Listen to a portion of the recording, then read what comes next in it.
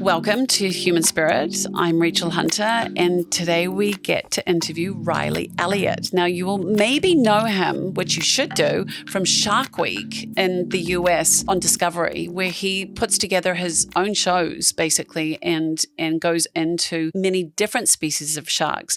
He is honestly the ultimate human spirit because you really get to see his passion and his love for what he does. He really explores this with us as far as how that species works, how this big, huge monster that we kind of see in the ocean. For me, it's more the great white is just, it's almost to see the evolution of such a species like this and to see someone who has so much respect and so much information, being a scientist, and the way he explores it and the way he treats it is just incredible. And he gets to tell us a few stories actually that are quite amazing. So I hope you enjoy this episode.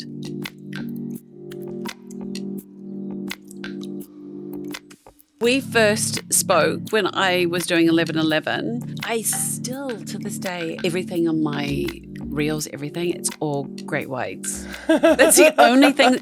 And for some reason, cow hoof man, the one who does the cow hoofs, I'm fascinated by these people who look after cows. That's a whole other thing. Oh my God, I didn't know that was a thing. Is. I know horse hooving because I got kicked by one as a kid. Now I'm traumatized by them and I'm more scared of them than sharks. But cow hooves, yeah, I mean, especially in New Zealand, pugging, all that kind of stuff, it's a big problem, yeah. It's kind of, anyway, that's a whole other, yeah, that's we a don't whole want to other start thing. that with this. We don't want to go pugging, down that. Great start. So I'm going to start with, when did you obviously grew up in New Zealand. Tell me where it all began for you with the water, the short sharks. Answer, how did I get into sharks? Yeah. How do you become a shark scientist? Ironically, I was actually born in Canada. I was born in Vancouver. Right, the interview's over now. Yeah, she didn't do enough fact checking there, guys. But no, not many people know that. But when I say Auckland or water, people think I'm from Gore.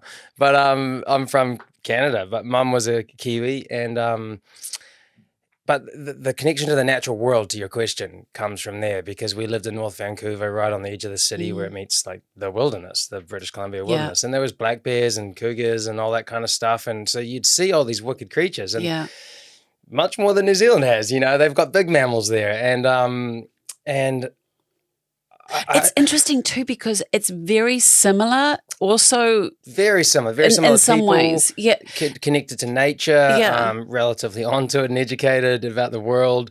But for me, it was where I got my first, I think, lesson of empathy for nature, which was behind our fence. There was like this big hole in the ground with steel spikes and chain link fence over it and like covering of vegetation over it, which was basically a bear trap. And it was so that if bears come into the city, they don't end up in your backyard and where your kids are and all that kind of stuff. And I was like, holy cow, what? They kill the bears? And it was this first thing. And I was only 4 years old, remember? So it kind of shows, I guess, how my connection to nature developed from that point was when I was like, we do that to the wild when we are the ones encroaching on their territory. So, flash forward, 4.5, moved to New Zealand, to Hamilton. Clearly my parents were outdoors people coming from Canada and New Zealand. And so coming back to Hamilton was about as isolated, I guess, in New Zealand as you can get from that coolness. But it shows how small New Zealand is. Raglan was half an hour away. Yeah. And, I was always, in Hamilton just playing outdoors all the time. And surfing, I guess, flash forward to being a teenager was... You're immersed in the ocean. You're sitting there, and your head's above it, and you don't have goggles, and you see snippets of things going in and out of the water, and you're like, "What's under there?" Yeah. And I remember holidaying a lot in the Coromandel, and back then it was always El Nino. It was always offshore and no surf and calm conditions, and we had to figure out something to do when there was no surf. And ironically, taking up spearfishing and freediving didn't come till 18, 19 years old, but that's when the world opened. And the combination of looking under the ocean and seeing the creatures and then sitting on your surfboard and floating above it with no interaction or ability to, observe or defend yourself or just be aware of it, I realized was quite naive, and any surfer knows ignorance is bliss and you don't talk about sharks. But here I was on one path trying to be a nature kid going into then university and figure out animals. And the other hand, the lesson was ignorance is bliss and don't talk shark in the surf. So for me, it was really it came to a pinch point when I was studying dolphins in Fiordland for my honours and my masters, and I always knew there were sharks around. And one day I say to the kids, I do school talks, I'm like, I always had the picture of Jaws, coming up from below. And then like this one murky morning, I was scuba diving, I was at just near the surface, I looked down, I saw it coming up, and I shat myself. I boosted to the surface, peed my wetsuit, braced for impact, and it was like a 1 foot long shark that was swimming past, like just doing its thing.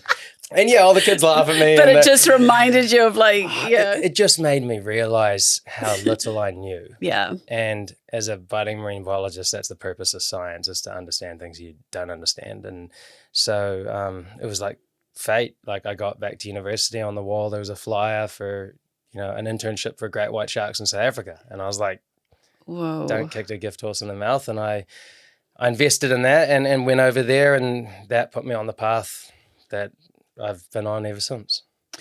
It's amazing. It's that metaphor too that you kind of just used of like the surfer just on top of the water with this abyss of another world. Do you actually put your goggles on and like look underneath and see the magnitude of what you have? It's such a beautiful thought to sit with almost, because that's your own inner, as a metaphor in life. It's pretty incredible because there is the great white shark, the primordial part, and then there's the beautiful schools of fish, and then there's, so it's really beautiful to see that depth in there. Well, I think it also highlights, though, almost the ignorance or superiority of the humankind, where, like, would you go blindfold yourself and play a chess game, or would you do something in the savannas without looking around and there's lions?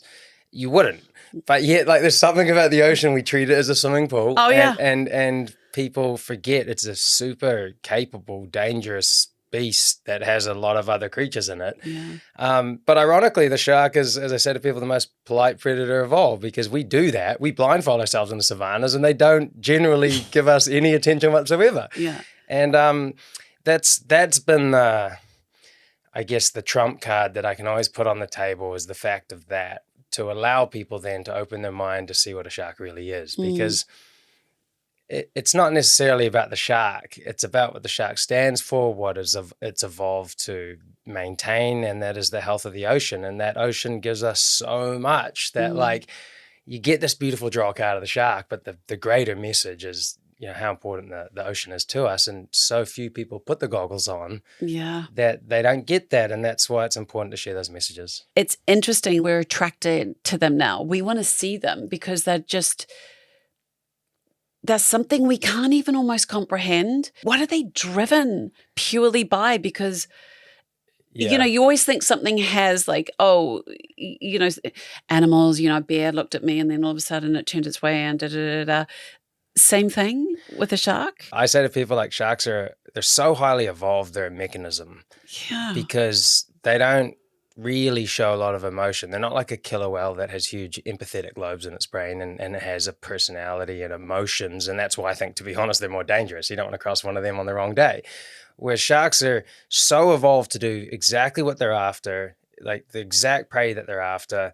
They do their role and they don't think twice about it. And that makes them very specific to their task, and which is why they generally don't adversely interact with us. But when we start dicing with that recipe and crossing ourselves over with the fish fillets we chuck off the boat. I was going to say, with the chum that comes off and the blood and all the that we throw. Well, if you it's a dog under the table here, Pavlov dog theory. If you started feeding your dog all the time on the table, and then your brother came over with his kid and it put his hand down there and it gets bit, you're going to blame the dog naively, ignorantly, and wrongly. Yeah. Eventually, you're going to realize, oh shit, was he feeding the dog under the table the whole time? Like, we stitch ourselves up, and we do that, let alone with like dumping fish carcasses or whatever. But like, at the end of the day, most adversity in the world comes from ourselves, not like the natural world itself. Isn't it funny how like the observation of yourself, of your own behavior towards something and what are the repercussions of that? It's not to get too much into the thinking process, but you're right. Like, if we started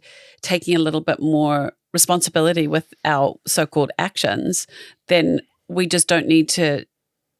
It's almost like I see so many recycling bins in New Zealand. I get so confused of which one to put what into. But when you start having that relationship, it becomes more refined, and you stop doing certain things, like stop buying so many plastic bottles, you stop doing, etc. So your thinking gets more corrected, right? It's a great analogy. And what I hate about that is when you realize the councils don't actually recycle the stuff. Know, you make an effort to put I know. It's like, where is this going? But I can tell you, if you don't put the effort into sharks, they will bite you in the ass, literally. And people are getting more aware of it. And what's nicer, though, more so what you see on Instagram these days with your great whites is you see, and a lot of it comes from California, you know, the swimmer, the surfer that's there, and this great white just goes straight past him, doesn't care. And I know, that Malibu guy, the Malibu one who artist, does, yeah, he's amazing. What He's he's done for great whites is fantastic, because it proves it to you at the start. They're curious, everyone, but then they're like, oh no, it's not what I want for a snack. We had a great white conference in Australia recently, and Chris Lowe, who studies them for a long time, he was saying, I think this is the first generation of sharks that have grown up in the close vicinity to people and have realized, like dogs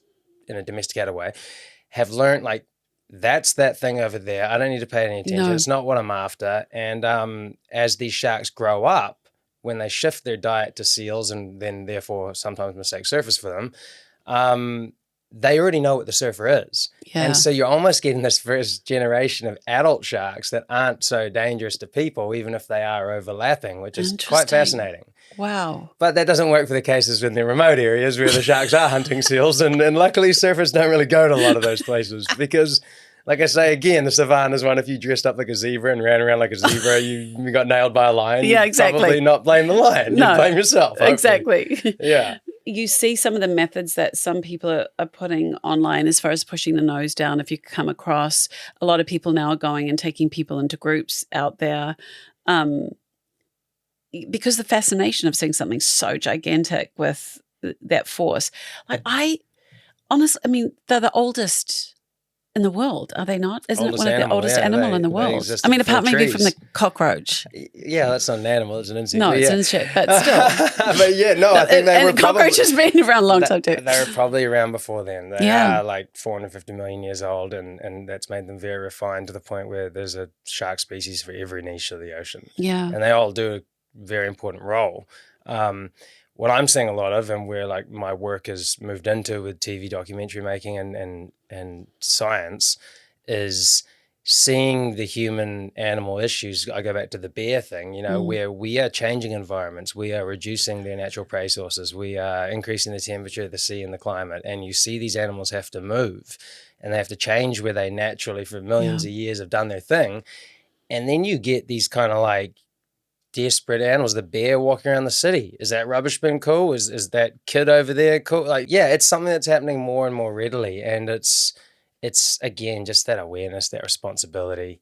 And almost every single Shark Week show I've done recently, which is human shark adversity, is because humans have done something, whether they're feeding them regularly off wharves or whatever.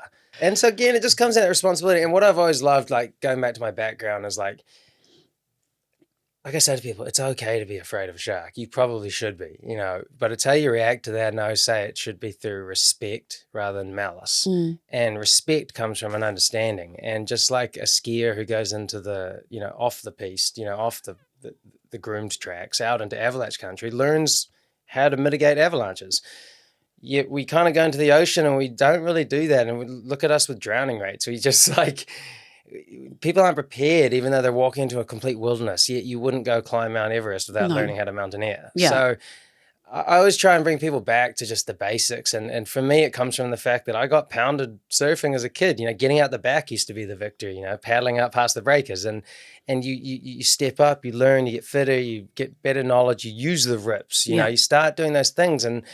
And that goes on par with sharks. Like swimming with them was a tool I used to convince people they don't eat you. But it was also just that thing you got to before. It's just I wanted to see them. You wanted to touch them. You wanted to interact with them. But like as I got into bigger and more dangerous sharks, you really had to step the game up. And I've hit the line multiple times where I've been like, oh, I shouldn't be here. Okay, can you tell us one? Is it more the murkier situations that you get into? I want to know. Well, that's do you do bull sharks as well? Yeah, multiple times. But that's the first rule. Okay, so there's 3 rules. Like eye contact is the ability to interact with something. If it's murky water, you can't do that. No. So those are the first 2 rules, is being able to have eye contact and therefore being able to have clear water. Yeah. The third one I've just totally forgot because those are the two you focus on. I think the third one is like down the chain, but like you can still get into trouble in those conditions in clear water and with particular species. And the one you asked about, it's the only time I've ever thought I literally could have just died. And it was my own doing. We were studying Mako sharks off Mare Island, and it's where it drops into deep water. They're big, like over 3 meters. No one in the world had really swum with them. So people didn't really know how they react, because why would you go out there, way out there to swim with them? And no one like really understands how dangerous they could be, because we don't overlap with them swimming like we do with great whites or bull sharks or tigers, because no one swims out in 3,000 meters of water. But this is where these animals hunt.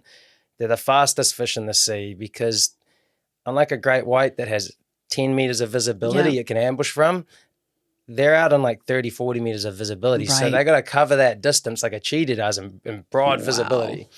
And so their hunting mechanism is to come from deep, fast, and smash a sunbathing swordfish on the surface and then ask questions later.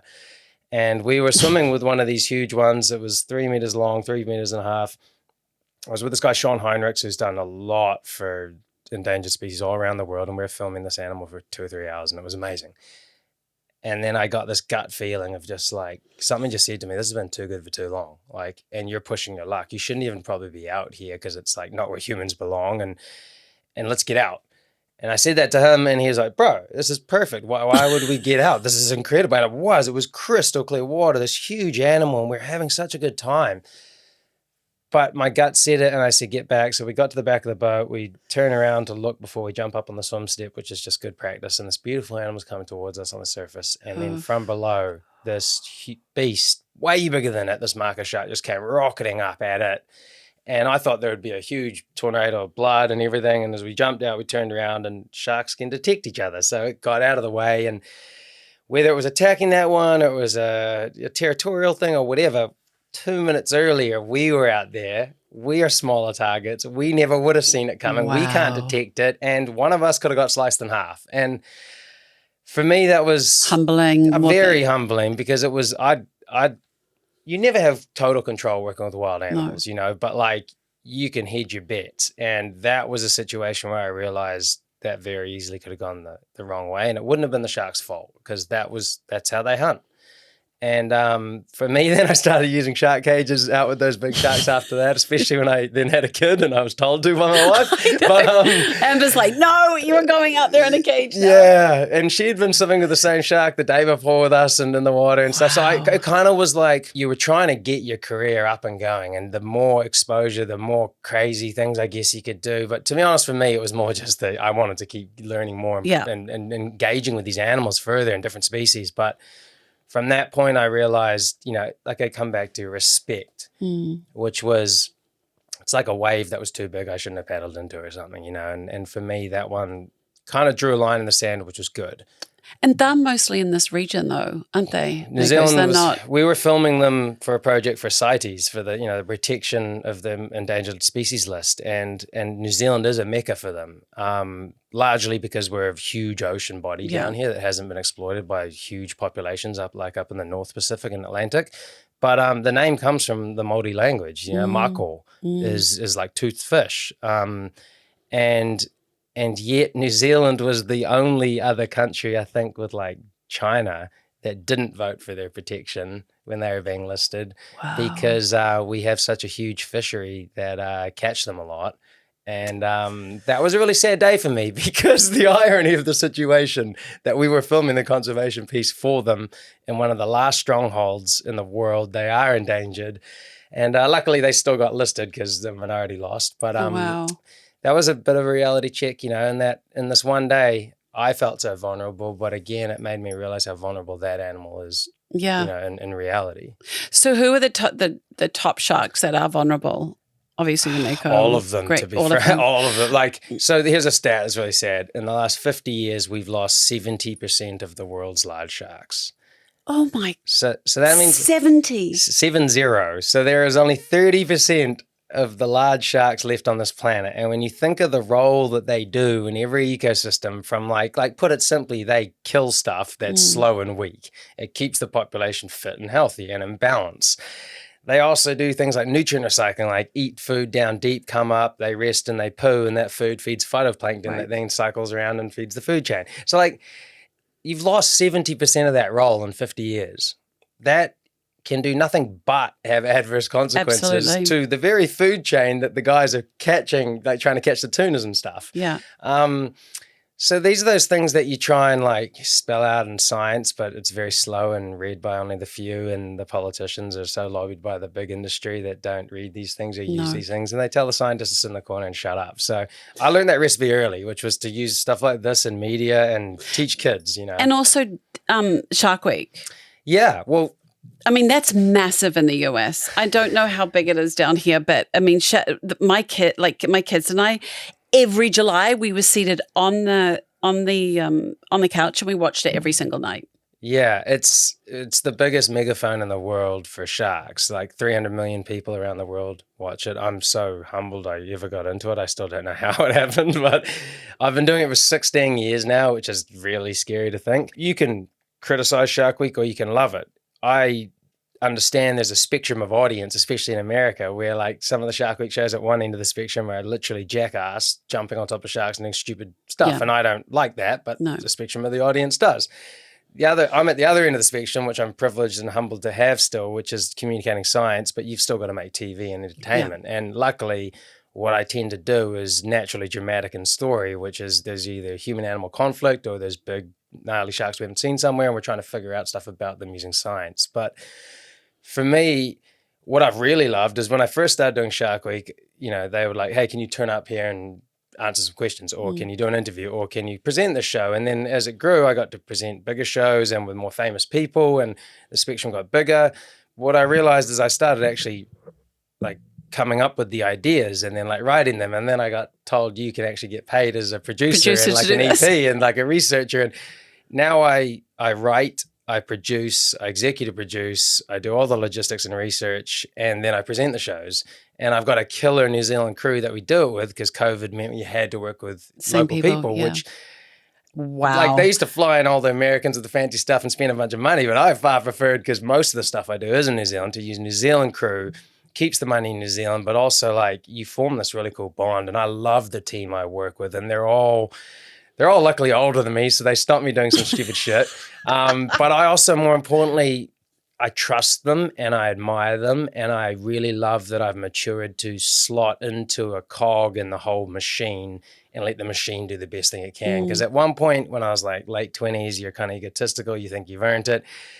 I kind of was pushing my prerogatives more than a team's, and I got humbled by some of the older guys who taught me, like, we will do better if we all like just let it breathe together. And it actually took a lot of pressure off me. It let me just do what I was there to do. Yeah. And it's flourished. And you know, I've had some of the Shark Week's top rating shows year after year, and we're so privileged in New Zealand. We have some of the best shark action in the world, but it comes with a responsibility, because all the other shows also come here and they'll do largely American dramatized stuff. And I really try and hold it to science, like ultimately for the sharks, because it's the only population in the world that's really thriving right now. A lot of them have disappeared. California's getting bigger, but it's moving, it's redistributing into weird places like Malibu and stuff like that, where like South Africa disappeared, Australia is kind of dwindling, and New Zealand is flourishing. But if more pressure goes on and animosity through lack of education and research, you know, those animals always lose in the end. So there's a whole, the ones off Guadalupe that go off into that mysterious part of the between Shark Cafe. Yeah. It's like they just disappear. And right at that point, everybody thought they were just disappearing, and they just would, the ones that they'd been tracking would disappear and they wouldn't show up anywhere, and then all of a sudden they'd come back. Yeah. So the Shark Cafe, is it just a munching? What is it? We know what I mean, clearly it's a great, it's a great restaurant for the sharks. Yeah, no, well, you said it right, because the first tags they had could only transmit when the shark came to the surface. And so these animals weren't signaling, they'd disappear, like you say, and only with the advent of new tags that could log through daylight hours where they were, they figured out these animals were hunting at depth. And out there, they did studies with submarines, and there's these huge masses of squid and deep scattering layer fish species that is feeding these animals. So they were going literally to the Shark Great White Cafe because the seasonal prey of seals had dwindled on the island, so then they go feed somewhere else. These animals aren't stupid, and so I just can't wrap my head around, because we speak about human evolution and we have a certain state of evolution. How is it evolving? Because it knows where to have its babies, because it's got to be changing with the weather patterns. Like this creature's been able to evolve through many evolutions of this world, right? Like it's insane. Well, when you think, clearly it's better than us because we've only been around 100,000 years. Yeah, exactly. And it's around 400 million. But what's even crazier is like they have no parental guidance. It's literally instinct ingrained in their brain, and that I don't know. Do you think we lack that as humans? We don't trust that enough? I think we've got too separated from our natural ecosystem to have retained that. Would you call it intuition or instinct? I think it's a connection to your natural world. You will ebb and flow with the tide of it. Whereas we can just go to the supermarket and get something. And it's brought upon, innovation, I think, is what humans have that animals don't. And that's because we've had time to do it because we can go get, a hamburger and not have to go hunt a cow somewhere, So, give and take. But yeah, the fact these animals can do that, like they're born at 1.5 meters alive and their mum just leaves them and they know to stay in that estuary ecosystem until they're big enough to then their brain says migrate a couple thousand kilometers to where seals are and then hunt those and then migrate somewhere. Like it's insane. When you started going into school and like looking at the evolution of when they began, what were the size to where they are now to what they began as? Everything was bigger back in the day. Yeah. Dinosaurs and the megalodon and all those kind of things. But the fact that they haven't evolved in shape a lot. They've diversified, but they've just got more refined. And we've always looked into things as to why the great whites outcompeted or outsurvived the megalodon. And it's usually what you eat, the big prey that the megalodon ate, I think went extinct for various reasons. I think they were, whales and air-breathing things, and the oxygen went down when the volcanoes blew up and so forth. Yeah.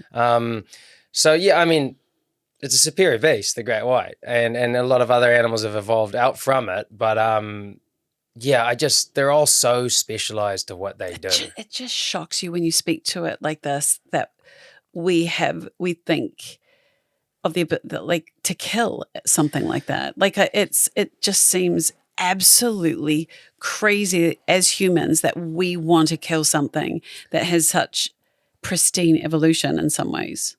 Yeah, and luckily that is definitely the redneck minority, the uneducated, generally middle-aged man that does that through an animosity and, to be frank, revenge, fear of something that never actually hurt them but scared them as a kid through Jaws. And I think then the other hand is the fascination of you just want to get near it, so you catch it and kill it, and then you can poke it a bit, and then you chuck it in the tip, and that's the real sad reality, I think, because there's far better ways to interact with them, and that's what ecotourism has done is really open that window up, so people, even if you are an uneducated redneck and you wanted to kill them, you can, if you're ballsy enough, go with a tour guide in a safe manner and interact with them. And every person I've ever done that with, whether they're fearful or just they were scared, instantly changes to a fan of sharks. That's why on there it says fear to fascination on my book, I think somewhere. That's what happened to me. I remember when I went to South Africa, the first day they took us in with a bunch of oceanic blacktips, which were similar to bronze whalers, and there's shark fins all around the boat, and it felt like bungee jumping, because they were like, "Oh, get in." I'm like everything's saying no, know. And then as soon as I rolled in, instantly you realize those sharks didn't give a shit about you. Yeah. And your mind, opened up to realize, and you're just addicted. From then on, it was like, I want to see more. You know? So I think there's a logical explanation to a lot of the sadness of what humans do, but that should allow you to then pivot to a better approach on things. Do you feel fear a lot of that time or is it heightened adrenaline when you're working in that? I listened to the perfect answer on this, and I thought about it yesterday when I was driving back here because I knew this would probably come up, and it was Jared Leto on the Smartless podcast, and he got asked that question because he's a huge rock star. He's an actor and he's in big stage. They were saying, do you feel fear? Because he also rock climbs and free dives and does a lot of climb the Empire State Building or something crazy.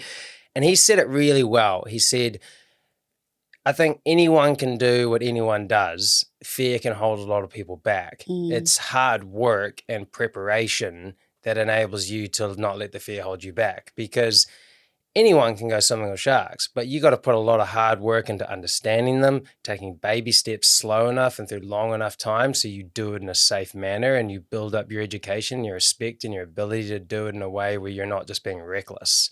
So I think, because fear is great. It makes you be on edge. It makes your symptoms. It's what keeps things alive. Absolutely, yeah. You know, and so it's a really, really good tool. And when I go on and do a big speaking gig or something, like that nervousness is coming from fear of failure. But if you've prepared and you've worked hard and you've done your, everything you could do up until that point, and then you are self-aware of that, the fear goes away and it becomes a powerful tool. It seems so fearless. Right? But its ability has almost refined that fear into it just goes ahead. It just keeps going forward. Yeah. Right? And it's refined its way where to eat. It's refined its way. So like you said, it's done everything it probably can. Yeah. So it's just, all it does is become, it's fearless because it knows. I know what you're saying. The answer before stands for them, because they've been around so long. They are very fearful. Trust me. Like, they're cautious beyond belief because they're so well educated in where they should be, what they should be hunting. And if that isn't the case, they are standoffish. They'll get out of there because it's survival. Right. They know they can't hit a seal if they can see it, because the seal will get out of the way. They know once they hit that seal, they got to leave it. Otherwise, it's going to get its eyes scratched out and then they can't hunt and they die. So they know their limitations through hundreds of millions of years of evolution, and i.e. learning, hard work, and preparation. Right. And that is the answer to fear. Yeah. Yeah. You should still have it, because you use it, and they do have it. Trust me, I've seen them get scared of situations. And I did one experiment this year in Stewart Island, hand feeding great whites from the cage. And it sounds stupid, and no one had done it before, and I had a 3-month-old at the time, and I didn't tell Amber that was the plan. And more importantly, though, I was on the back of the boat before I did it, and I sat down for 5 minutes, and I just said, shit, is this something that's smart? Is this something that is doable? Do I have the skills to pull this off? And I ran through it and I was like, yeah, I think I do. But ultimately, it was a level of trust that I had to understand, what the animal would do. And luckily, it did it. It looked up, it saw the fish, it saw that was natural prey, and they're incredibly accurate. And as long as I held my arm still, they came in and they smoked it straight out of there. And it was fantastic. But what it was doing, we were trying to test fearlessness. And because we were looking at alpha traits in these sharks. And there were sharks that were too shy to do it, because the whole test was the human is the most dangerous thing in the ocean to a shark, and they know it. So for one to eat out of your own hand showed a trait of true fearlessness. And wow, it's really cool that I actually had just done that experiment, because that's exactly your question, that some of them perhaps weren't educated, hadn't been around humans enough to know what that situation was, and were too scared. So this is just a whole big state of consciousness, basically, no matter what creature you are. Yeah. It's a state of being, right? Whether you're being in fear, whether you're being, I guess it's a state of whatever it is, the source that's made it, whatever it is, we have to have that to survive. Yeah, the moral of the story should be, though, that whether it's you trying to take on a new job or a skill or a task, it's okay to be afraid, but with hard work and persistence and preparation, you can overcome that. But don't shy away from There's almost the fear. this excitement too, isn't there? There's this bubble and excitement that's underneath there, especially if you don't know what you're walking into, if you don't know the skill set that you're walking, but you should be there. The fear of failure is such a crap saying, because it's the fear that stops you failing. If you can, take it on and take on the challenge. And then it's so much more rewarding, because not only have you worked hard, but you succeed. And I love that you just did that experiment. Oh, I was so. That's so. Well, you can see it on Shark this year. Oh, okay. No, it was amazing. Were they all great whites? Yeah, that you were testing? And huge ones. It was. How big? Oh, it was mainly all big males, and they were 4 to 4.5 meters long. So huge. And then there was this one big female, and she was 6 meters long, and she never played ball. 6 meters, like huge, like just a different beast. Because the females get so much bigger than the males because they have to brood pups. You know, they have to carry around 1.5 meter babies inside them. So like, but this is like the cool thing. She had this level of like, I wouldn't call it fear. I would just call it like, I don't need to go play that game. That's the silly boys over there. Like this documentary was so great because it was literally like we were talking about like a frat party. Like it was like all the jocks are all trying to like jostle each other. The hot girl walks in and they're all like, "Oh my god!" Like, "Oh no, I'm bigger, I'm bigger." And the girl's just like, "Oh my god, look at these dickheads." Yeah, I didn't even come here with that. You know, whatever. But like, I'm 6 meters long. I don't need to be here. And she was just.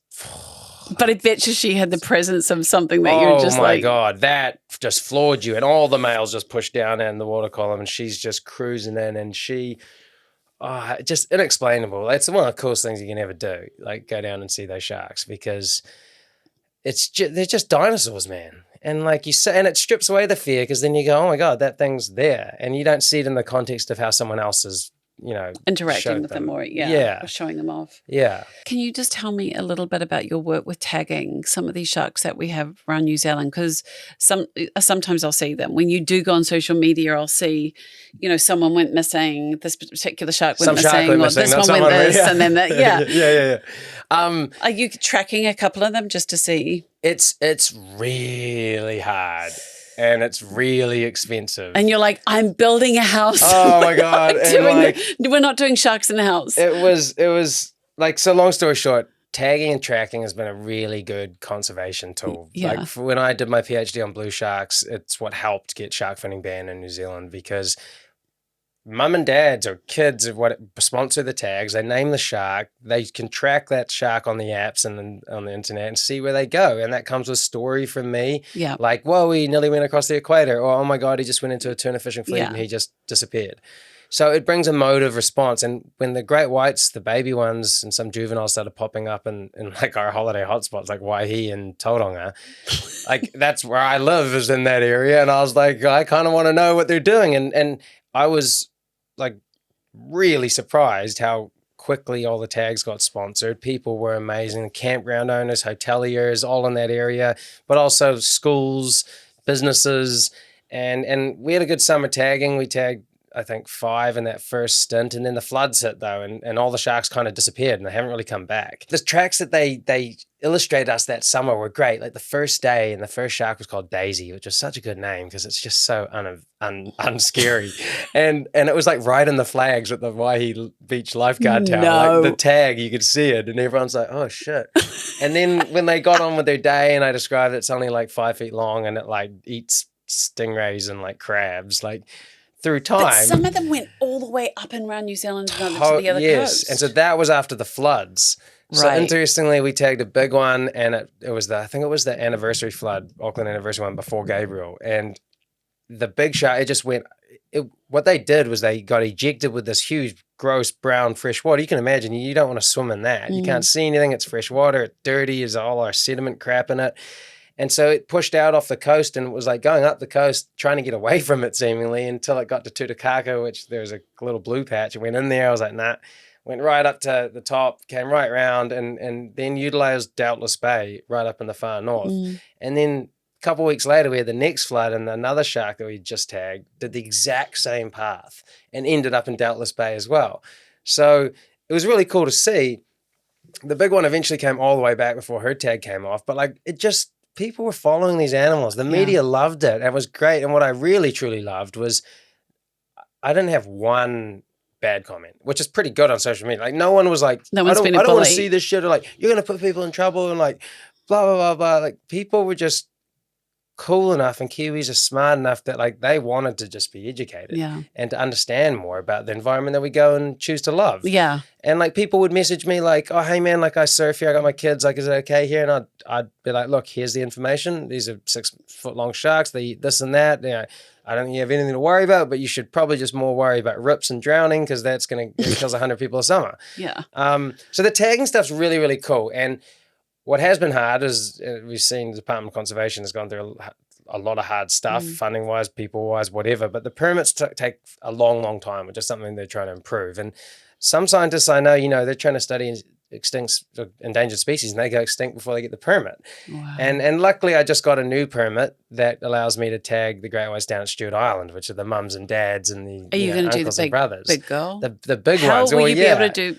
Did you ever named her the 6 meter No, one? we didn't. I can't remember what we. I think we named it down there, but like only once you tag them, you kind of know. 6 meters in feet? Like 20 feet. Like think like a VW combi plus like a car on either end of it. Like that's like us inside it now. We'd be having a conversation inside the It's almost shark. as round as this room. Like you can't actually comprehend it. Like as easily as round as a van. So they're incredible, and you think that thing. Well, firstly, that thing went into the Bonetown Harbour at some stage to drop those babies, and like that's the stuff I want to know. Which harbour? Like the Tauranga Harbour, because she did. Well, we saw brand new babies in there, so clearly a mum of that size has gone in there, and that's the cool stuff that I really. But she knows that food's going to be there because it's in the port, it's in the mouth. It's a nursery ground. It's going to be where food gets dumped out, right by the ships. It's closer to shore. Animals are generally smaller in the marine environment. Wow. So like an estuary, a harbour is warm, it's stable, it's got small nursery-like prey species, and therefore there's not bigger animals that can hurt it. And so as animals get bigger, then they like go further offshore, further down the coast into colder and bigger prey water. So like come at your question, the tagging stuff this summer, balancing a baby and balancing a house and balancing my TV work. You're crazy. Like what's good is my Shark Week stories empower me to do the science because it justifies the time and you get resource and you get ability to go down and do it. So that is the goal, is to get a bunch more tags out, because there's 20 tags. These people have sponsored, these amazing people. There's like 50 people waiting to tag sharks, and I'm only one person. That's but you don't have thing. the resources to do, basically. I mean, that's a lot of time when you've got the baby. And So last summer after the floods, I spent 8 weeks down there and didn't see a single one. To do it, but I don't know how I could. I mean, how close do you have to get to the? It's more you got to be super accurate with where you tag them. It's like about the ethics, like you got to place the tagging pole in like a 5 centimeter space at the base of the dorsifin, and it's really hard to be accurate with a pole unless you've done it and I've trained and done all that kind of stuff. Yeah. And like if it doesn't go in the right spot, you're giving this perfectly evolved animal something to pull around that's going to annoy it. Have you, in your travels, or it could be locally or anything, that you've experienced either someone's story or the way they are,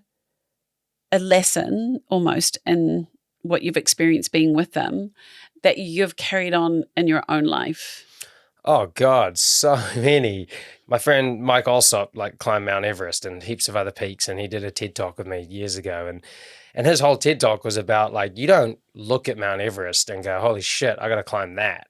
You look at base camp 1 and you climb there, and then you go back down, and then you go to base camp 2, and so on and so forth. You break it down into small achievable steps rather than looking at the huge picture. And if I looked at I want to be where I am at now at 18, it'd be too hard to comprehend. And you just break it down into small achievable goals. And it was the same with my shark diving mentor, Mike Barner. He said, you got to take sharks with baby steps, man. And this was what I got back to with Instagram popping off. People were doing crazy shit with sharks because that would blow them up on Instagram, and grabbing them by the face and trying to turn them over. And my mate was just that's great, man, but they won't be here in a couple of years, or they'll get injured, or something will happen. And it did to a lot of them that I knew. Whereas he's if you want to be doing this when you're 50, baby steps.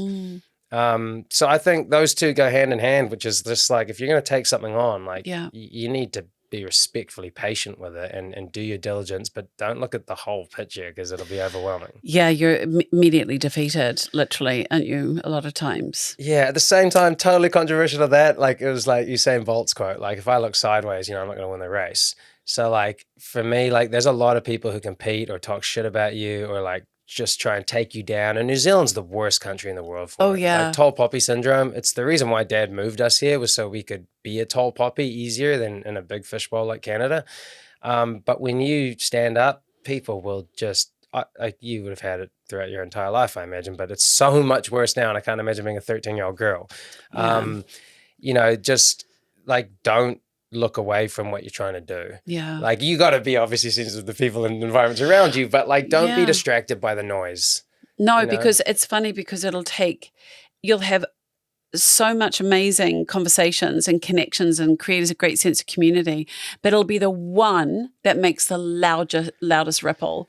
And it's stupid. I mean, it is stupid, but it's something that it's human nature though. That we do is listen to the one who has the worst things to say about us. So I as an example of exactly that, and I saw it in the flesh, and it was the worst thing I'd ever seen probably, was like, I was entitled and I posted, done a Shark Week show, and I was like, I'm going to share this because I'm proud of it. And I posted it, and like there was heaps of good comments, and then one shit comment, and that shit comment then started spiraling with another shit one, and then it just started tornadoing up, and I could see where it was going, and it ruined my day. So I just deleted the whole post. And for me, that was just like, my attitude would be like, screw everyone else, be proud of your stuff. But like, I just didn't like where it was going. And then that evening, I ironically ended up having dinner with my friend Clark Gayford and then Jacinda Ardern in the local restaurant. And I was saying to her, it was at the peak of kind of her like 50-50 with the nation, like, you're such a strong woman. How are you even handling the flack she must cop? And then this dude in the restaurant stood up and just said, F you, Jacinda, and he was drunk and boorish and he got kicked out. But I was just like, fuck, like, I know. What? I thought I was dealing with stuff. Yeah. Like, and so for me, that was a lesson, I guess, of like, I don't know, like harden up, but also human nature can be nasty, and you just have to try and and the perseverance, because what someone else's truth is not going to be your truth, and the perseverance, isn't it? It's hard because again, we so care what people think. And it's such a weird, when I remember, when my mum was passing away, and I said to her, what do you regret? And she goes, I regret not fully being who I am and like not caring about what people think. And she had 3 weeks to live that out, which she wasn't possible because she was bedridden. And so it's almost like every time one of those comes along, I go, no, that can't, not when all these other people, and that most of our nature is to be kind and good to people, and we're going to mess up, and we're not going to say the right thing all the time, but I don't think we should get shamed on this. And that's the only thing where sometimes you just go with this, you're like, you know what, stuff it. You just don't want any more intake of people coming at you. Yeah. And I think like us growing up, we didn't have social media, so we didn't get it. And I like I say, with a daughter now, I hopefully it's like evolved out of the situation that social media by the time she's like going to school. Yeah. Because kudos to parents, man. I don't know how you deal with the fact that they need to learn technology, to keep up with society. So they need that kind of stuff. You can't just give them the Nokia and like be like, you're all good, just call me if I'm late for soccer practice. Burn a phone. Yeah, which I really want to do. That's all I want to do. I looked at one once and I was like, God, this was really good. Yeah, I know. I got my first girlfriend because of one of those, but like you're sitting there tapping. Yeah, like it takes like an hour to send one text on those things. Totally, but like, it's at the same time, I think if you're someone who puts yourself out there, because like, look, you can not cop shit if you don't put yourself out there. Like that's a pretty easy way, and that's sweet. But a lot of ambitious people are putting themselves out there. Generally and luckily because they have a good message that is purposeful. And if you've got a good message, the majority of the time people are going to be supportive of that. And it's unfortunate that, like you say, that the worst voices are often the loudest, but it is pretty easy to figure out ways to get around it. Which brings us to, what do you think of human spirit, as in what does that mean to you? I think what's great, and it's what keeps me grounded, and like I guess what I do and everything is like what I'm inspired by is ultimately that human spirit. Like the fact that Jared Leto was saying like he was doing a free solo climb with the guy who did free solo, and like just the fact that he was doing that because he liked how it made him feel, the adventure that made him feel about who he was and is, and it fuels those traits to keep being exuded and him to keep leaning into them, and that's why he's a rock star and a movie star. The human spirit of those people who climb mountains, who dive deep oceans, who take on the world in a CEO role, who go against the grain, to be frank. That's what I love about human spirit, because the path I've lived has been hurdle bound the entire way. People have said no the entire way. There have been opportunities that didn't exist until they presented themselves and I had positioned myself well enough to take them. The human spirit of survival, of persistence, of ambition, of innovation, of those things that tall poppies should be, that isn't, it's inspiring. Like I said, it stimulates you to want to do it yourself. You just said, like, Lisa Carrington was in here before, she's a friend of a friend, and that is human spirit. A girl who has done 4, 5, did it when she was 18, now 36, winning golds the whole time, and is the nicest, most beautiful, humble, inspirational person. And what I love is when I see brands support that and lift them up further rather than people try and poke at something. And you yourself, man, I wrote in there, Rach, I'm a huge fan. I don't know why. I'm not into models. Like, I don't know that world. I don't know into yoga. I don't know into the TV, but I've seen all your stuff. I've followed your stuff. And why I've always loved it is because you have been who you are. You've been so genuine. You're like this. You're so approachable. You're just like, I thought on the way here, like, I could easily like have a beer in the weekend with someone like yourself sitting on a beach, you know, because there's very similar natures of just being open-minded, being inspired by things that are inspirational, and caring about the natural world. And it's like human spirit is there. I've always said, I feel like it's been diluted because we've become so disconnected with the natural world. Yes. The natural world is what teaches you human spirit. It's where we came from. It's why we survived. And it's the traits that are the best in us.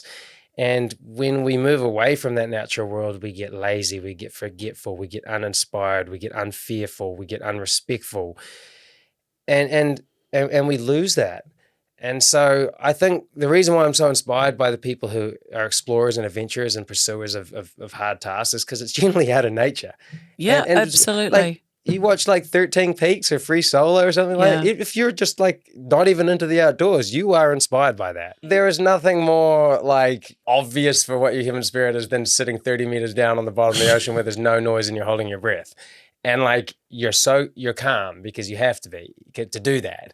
And you are just absorbing that world. And ironically, like, you know, we don't live there, but we came from there, and there's got to be a huge connection of that. And I think anyone who goes in the ocean, it's so healing. They use it for a multitude of things, and that's why I'm a huge fan of it. But there's mountain people, there's, you know, forest people, there's all those different things. And I know, but you've had such a deep connection. Like, you have lived obviously on the earth, but you've also incorporated the relationship with water, like with the ocean, with another world underneath. Looking at it, where I do my sharks and I surf and I dive, and it makes me happy. And when we go back there each time, it just does it. And you live in Pakari or somewhere around there, like you know it. What about you? Just had your beautiful. Well, she's got to be a year now, right? This weekend, in 2 days, yeah. Oh my gosh! Oh, it's insane. Like, honestly, I've never. And your beautiful wife Amber too. Yeah, so we've got a to be 1-year-old sailor. Gorgeous. Her name's Sailor. Yeah, no, she's not a sailor. I actually don't like sailing. It's too slow. She's her old name's gorgeous though. Yeah, it's